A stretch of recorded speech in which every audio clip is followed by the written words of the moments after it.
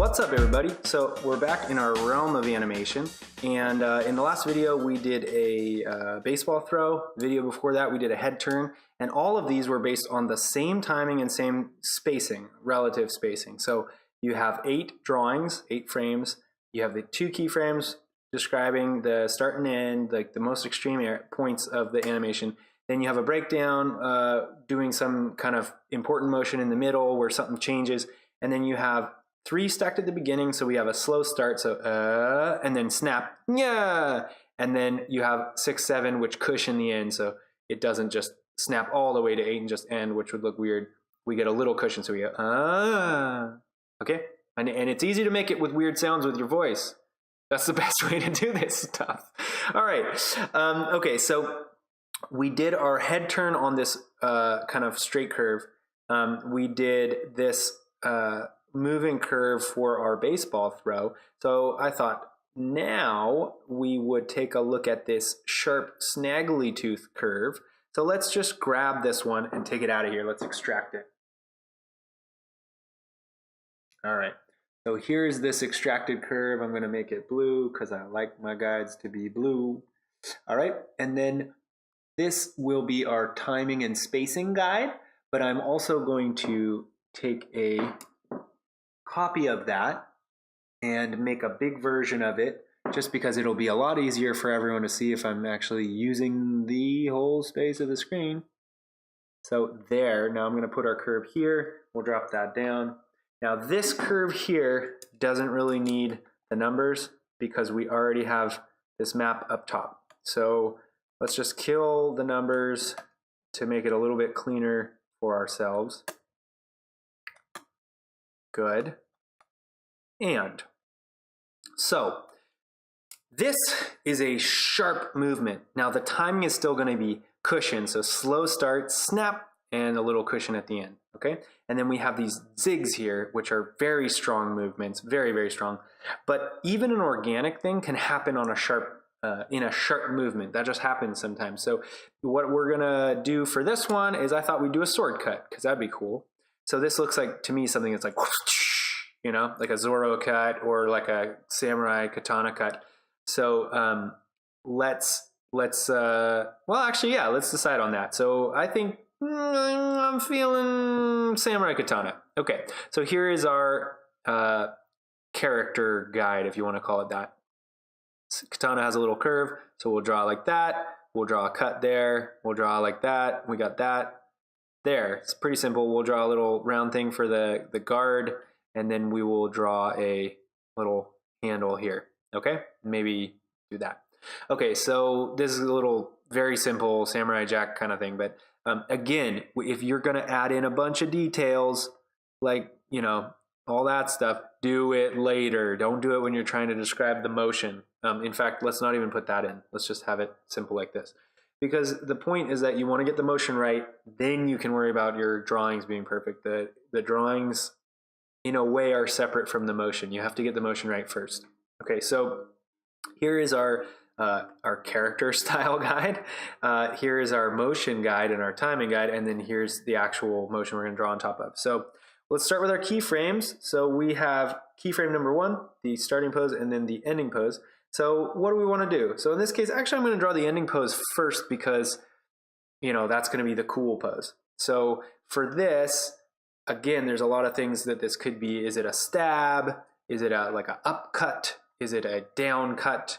You know, what are we going to do with the cut? But I think it would be cool if we did kind of like a slash that ended in maybe a down cut. That sounds cool to me. So the last frame is going to be a down cut. Now again, this is the basic motion. What does this path describe? Does it describe where the kind of the guard went? Does it describe where the base of the handle went? You know, because someone was probably holding it. Does it describe where the tip went?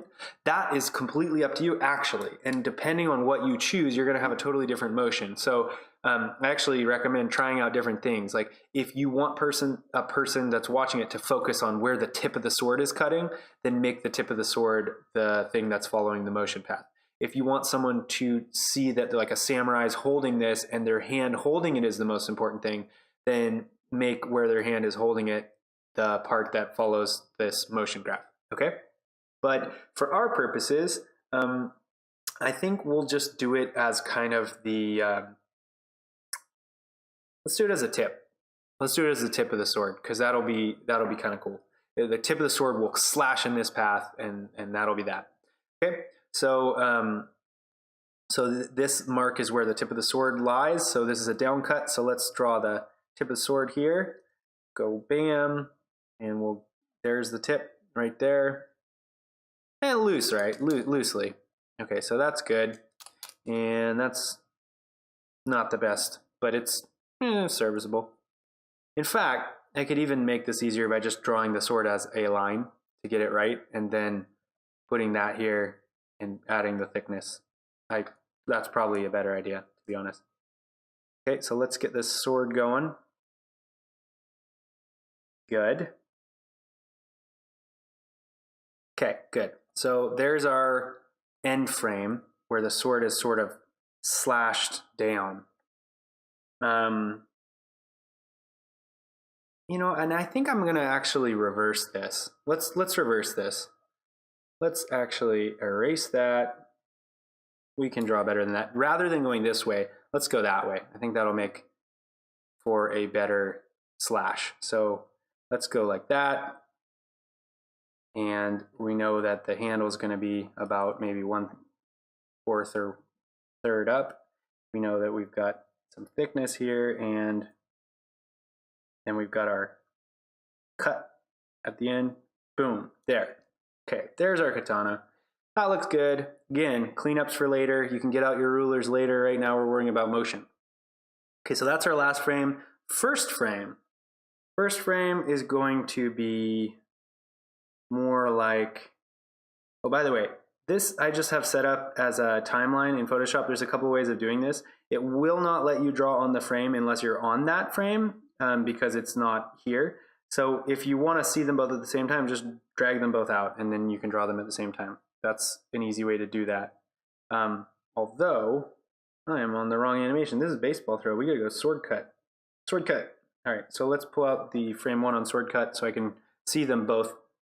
So here we are cutting up. At the beginning, let's have like a down, right? Just for variety, or even like a point. So it's in perspective. So I'm drawing this shorter because it's pointing at us. So we'll have the guard here, and there we go. And then this is kind of receding into the distance, so it's very small. And then here it's going to be like quite thick because it's pointing at us. And then we have the point. It's pointing at us, and there is a point on the sword, right? The sharp part. So bing, there we go. Boom. So now we got like this sword kind of in a nice dynamic pose where it's like pointing at us, and then by the end of this, the point's going to be slashing upwards, okay? So that's cool. So now what we need to decide is how is it cutting through this area, okay? So we have frame 4 here. That's important, but the most important thing is always the breakdown after the keyframe. So breakdown is on 5, and that's here. So let's go to breakdown 5. Let's pull that out just for now so we can see them all. And I am going to think about something really interesting. So a breakdown is a great opportunity to do something wild. It's a great opportunity to exaggerate. It's a great opportunity to show the motion of the path. So don't throw that frame away. It's a really important drawing. So for now, since I'm looking at this really important change in the arc of the path, I know that I need to capture it. So, you know, maybe I don't have to draw the whole thing. Maybe I could just go from here to here, but I have to show this jagged path. So what I want to show is sort of a blinding flash of this sword. And I know that the tip is going to be here. So the main part of the tip can be there, but I want people to know that it has traveled through this area. So whoosh, it came down here sharp. It had kind of a boom, like an effect like that. And then it zigged, it zagged, and it jagged its way up here, right? So, and then I can even, you know, I can add in fun stuff like this. Like, I don't have to be exact with this.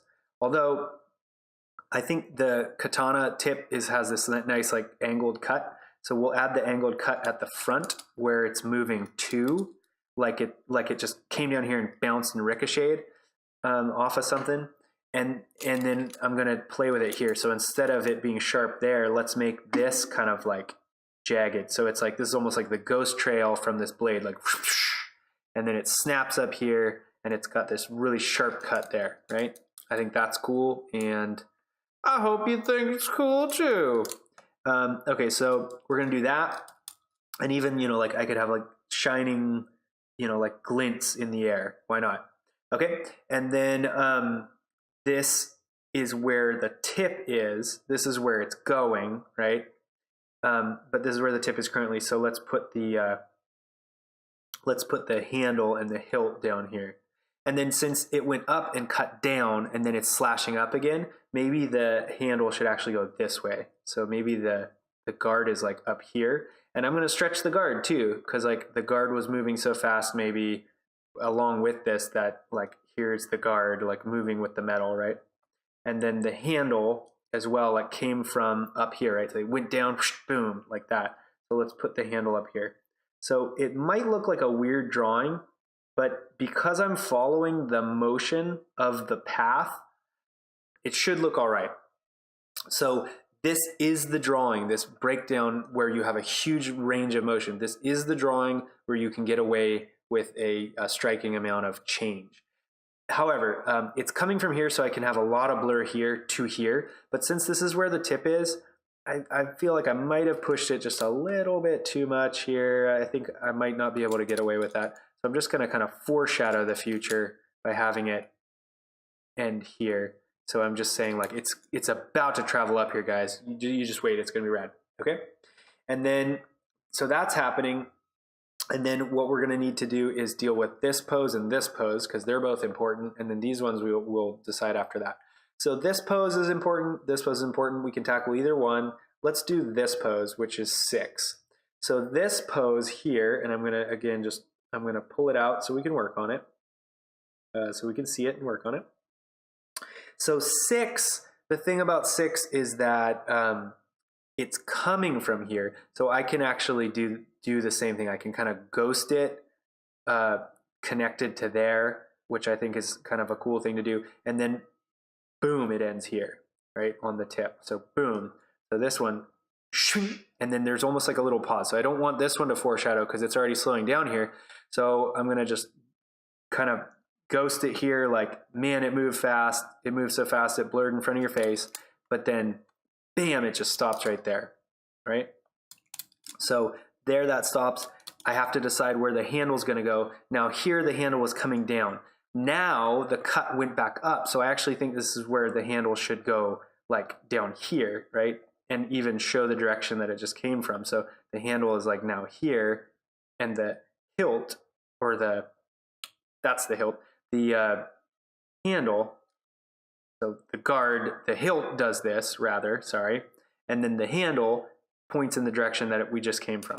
And that will give it a cool directionality. So quabam, right? And even maybe I'll end the handle like in perspective at this part, so we reinforce the idea that this thing just went around the bend and now it's like stabbing up, right? But we also have to keep in mind we only have one more frame to get this handle fully in the air. So this thing zagged up, zagged down, and then zags back up. So this next one, this frame 7, we're gonna have to have the handle up here somewhere. Maybe here, but we need to probably here. But we need to zag into this arc, see, because it's where we're going with it, okay? So that looks pretty good. Actually, that's pretty good. Let's go to frame 7, and in fact, let's pull that one out so we can work on that one. Let's do that because we already saw what's happening with that. So there's the hilt. So we know that the hilt or the guard needs to be up here somewhere. So let's put that up here. And then we know that the tip needs to be here, right? So let's put the guard up here next to this one so it'll bounce up there. And we know that it's cutting up and coming up from the zag. So let's just go like that, right? And then it's cutting up.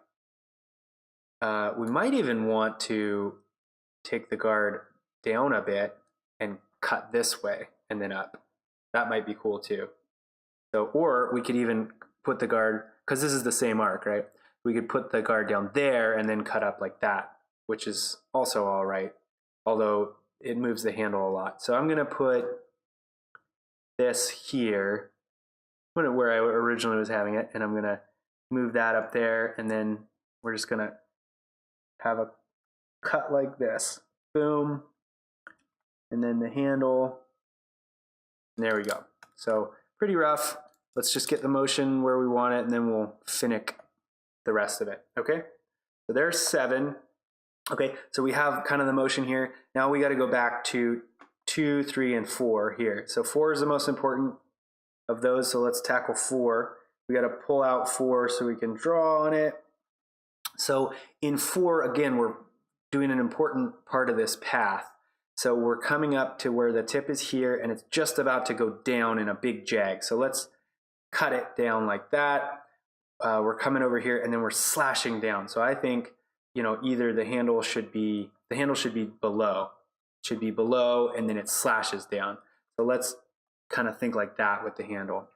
So the handle is like going like this, or maybe even like this.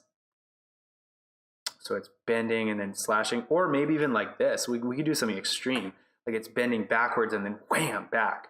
But let's do it like this. So we have, it's there. There's our tip, and then boom. Down here we have the guard, the hilt, the guard, right? That's there. Okay, we have the handle and a curving back. That's there. Good. I like that. Okay, and then I'm just going to get rid of some of this messy stuff. Okay. And how does that look? We'll find out. Okay, so that's pretty cool. That's like pointing straight at us, which is why it looks short. You have to use some foreshortening, which is why I'm trying to draw this in just like a line. So I know if I draw it that long, you know, and then I draw it this long, this is so much shorter that it must be pointing at us, right? It's foreshort. Okay, so that's 4. We just need 2 and 3. So 2 and 3 are a little bit easier. They're mostly just reinterpreting from 1 to 4. But I can already tell you that 4 is not that interesting because like this looks pretty similar. So I want to make 4 more interesting. So let's redraw 4. Okay, let's draw 4 like it's kind of almost pointing directly at us. So we've got like a big thing here, and then we've got our guard here and our handle almost pointing directly away from us, right? There. Like I kind of want to do like this, like it's like that. So because then when we go to 3 and 2, or 2 and 3 rather, so let's go to 2 and we'll drag that out so we can work on it. It will drag out 3 so we can work on it. You know, drag them all out so we can work on them. Okay, so 2, the tip goes here, right? And then it's moving over that way. So now we can kind of do something more interesting where like the handle's here, the tip is starting to point at us a little bit. That's a little bit too much. So it's there. So it's starting to point at us a little bit there. And now we've got good. And then the handle. So again, you can draw that in one line too if you want, if that's easier. Okay, good. So that's good. Now on 3, we can start to really, so we have the tip here and we can really start to bend it. You know, here is the kind of the shape we're going for. We're bending towards this straight line. So we go sharp, sharp, and then you can see the path of this guard. So it's got to go here. Kind of. So the more of these drawings you draw, the more that it tells you where the next one kind of needs to go. Remember, you're not trying to draw it exactly halfway in between, but you do know that it has to be on the path, right? It could be here on the path or here on the path, but it's got to be on this path because it's in motion, right? It has momentum and stuff, so it's gotta follow that path. All right, so let's just, yeah, there we go. All right, so now you see where we're going. We're going up, then chopping down, snapping up, and then it flips and it pops in the air, okay? Now, the last thing I'm gonna do is during this flip, that's such a big motion to go from here to this flip that I wanna actually explain why. So this to here, I want to explain that there is something kind of jagged that happened where this giant handle flip happened. So I'm going to flick this blade towards this, right? I'm going to flick that blade towards there. So this is kind of a deformation drawing, showing a little bit of a blur. So it looks like I'm drawing a claw, but I'm not. I'm drawing a sword that is just taken an extreme path, right? And I need it to point to kind of there, right? So let's do like that. And that's almost like a blur in a little, like in a mini blur, right?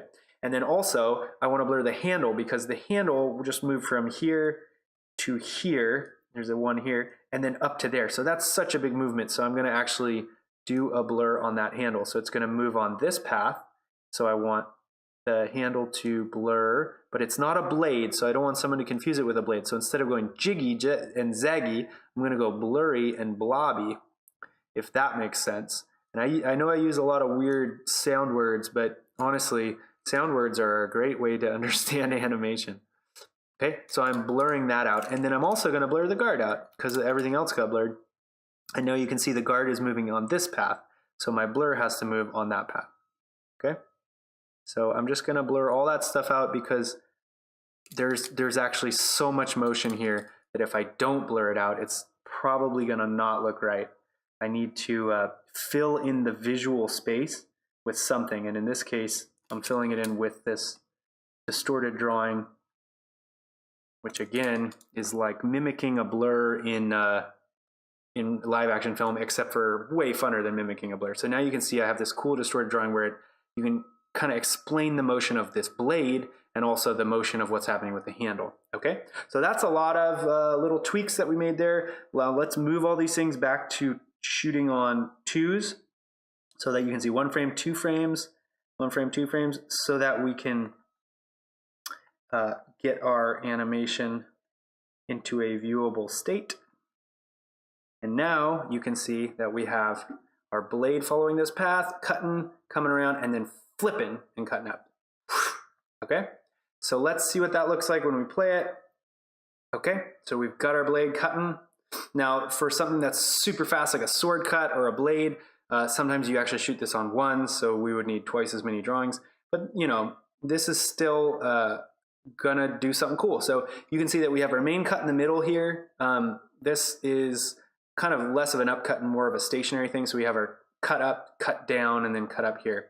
So you would still need to draw your character holding the sword, and you would still need to draw what they're cutting through, and you would still need to clean these drawings up. But we have taken the same spacing and timing as we have in our head turn and in our baseball throw, and we have translated them to a sharp movement, which is a sword cut. And guess what? We have a couple of extra minutes, so I think this is a good time to draw what the guy's cutting. So let's draw him cut through an apple, right? So we've got on 4 and then 5 is where our cut happens. So let's go, boom. There is an apple on 4. That's right here, right? So there's our 4, there's our 5. So on 4, we've got an apple, right, like that. Cool. Right, there's our apple. On 5, boom, the apple, cut in half, right?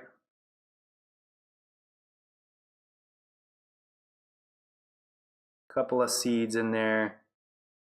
And which side do we want the stem on? Stem can be on this side with the leaf. And boom, that apple didn't know what hit it. So we got chop, and then this apple needs some thickness.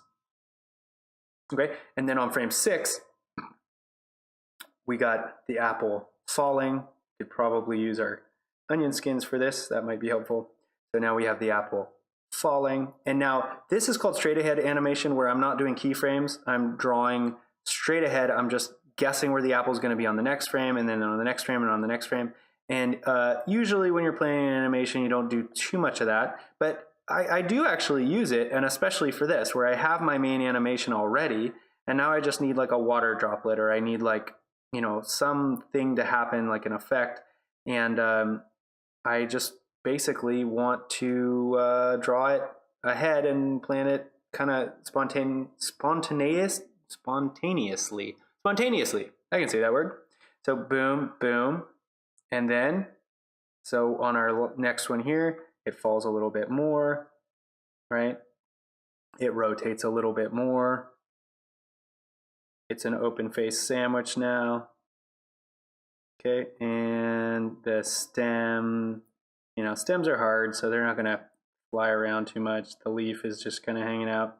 And there's our apple falling down to the ground. So boom, boom, boom. And then on this last one, it's key 8. We'll just drop it a little bit more and call it a day. So pretty simple. I'm just thinking a little bit about the form in 3D as it rotates. You know, we're getting a little bit more angle on the face of this apple. You see a little bit less of the back of the apple. I just drawing the stem, trying to keep about the same proportion on the stem and leaf. But honestly, this is pretty loose, right? Okay, so now we have the apple being cut. Boom, it's cut. And then, you know, that apple just appears out of nowhere on frame 4. So on frame 3, where is it?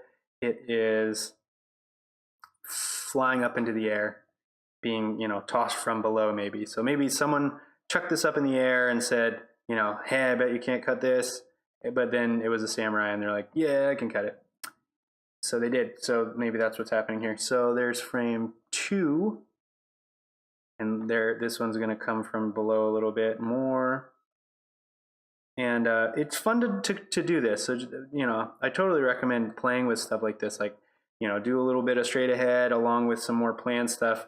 And then that keeps you a little bit fresher, because sometimes the planning part can get a little bit, you know, a little bit tedious. Like, it's a lot of work to plan all this stuff out. So if you're feeling a little bit like, then just do some of this apple cut style animation where you're just planning it out. And then all of a sudden, no, you're not planning it out. You're just being spontaneous with it. So turn that off. So now you can see boom, boom, boom, boom, psh, cut. So it's tossed up in the air and then bam. So it's just that 1 second when the thing gets smacked. Fa-boom. And then again, once you have it in a place where you think it's pretty decent, turn the guide off and see if you can still feel those motion lines. You know, if it's smooth, can you feel that it's smooth? If it's sharp like this, can you feel that it's sharp? And can we feel that this is sharp? I mean, yeah, seems like we can feel that it's pretty sharp. Bam, and that apple, getting theirs. Okay, so I hope you guys enjoyed that. If you have any questions or comments or otherwise, please leave them down in the comments, and I will answer everything the best I can. So yeah, that's all for now. We're gonna take a look at some more animation stuff later, but that's all for now. If that's useful for you, cool. I'm glad. Yamsketch.